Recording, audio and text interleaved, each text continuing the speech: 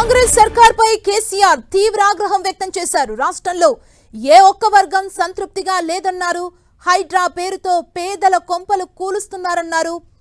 BRS రావడం ఖాయం, హైడ్రాను ఎత్తేయడం ఖాయమంటూ కేసీఆర్ మాట్లాడారు. లాగులు వలగదాకా చంపాలే, మంచి మాట కాకపోతే ఏం చేస్తారు? మంచిగా కట్నే ఇల్లు పెట్టిపోయి కదా, 5 ఏళ్ళు నడిచింది కదా, మరి మీకేం బీమారీ వచ్చింది నాకు అర్థం కాదు. ఇంత పొడుగు మాటలు మాట్లాడుతుందా? అడ్డం పొడుగు మాట్లాడుతుందా? పొద్దున్న లేతే కేసీఆర్ చావాలి, నువ్వు 1000 జన్మలు ఇచ్చినా నేను చావా నా కొడుకు అనుకుంటున్నావు.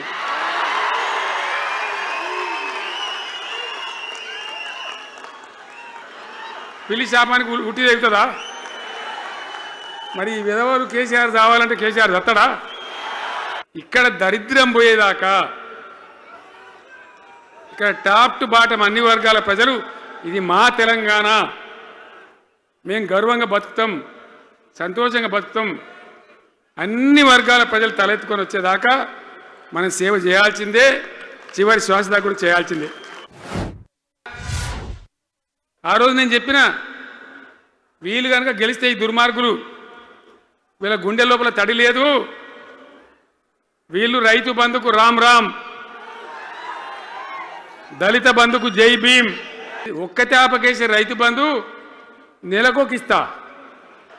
ఆనాడు ఎట్లా పడేది రైతు బంధు? 10 రోజుల గ్యాప్లో మొత్తం రైతులకు వచ్చేసేది. టంగ్ మన సెల్ ఫోన్ మోగుతుండే, మంచిగా టింగున పోయి బ్యాంకుకి వెళ్ళి తెచ్చుకుంటుండే. ఎక్కడ వాయి మరి ఏం మాట్లాడిండ్రు? ఉరుకుని బ్యాంకులో పోయి 2 లక్షలు 3 లక్షలు లోన్ తెచ్చుకోండి, తెల్లారే ఆనాడే సంతకం పెడతాం, లోన్లన్నీ మాఫీ అయినాయా? ఎక్కడ చూసినా చిల్లర మాటలు తప్ప ఒక్కటన్నా నిర్మాణాత్మకమైన కార్యక్రమం ఉందా? ఒక్కటన్నా ఏదైనా గొప్ప స్కీమ్ మొదలుపెట్టినరా? ఒక పొదరిల్లులాగా వడ్డించిన విస్తరలాగా తెలంగాణ మీకు అప్పచెప్పింది.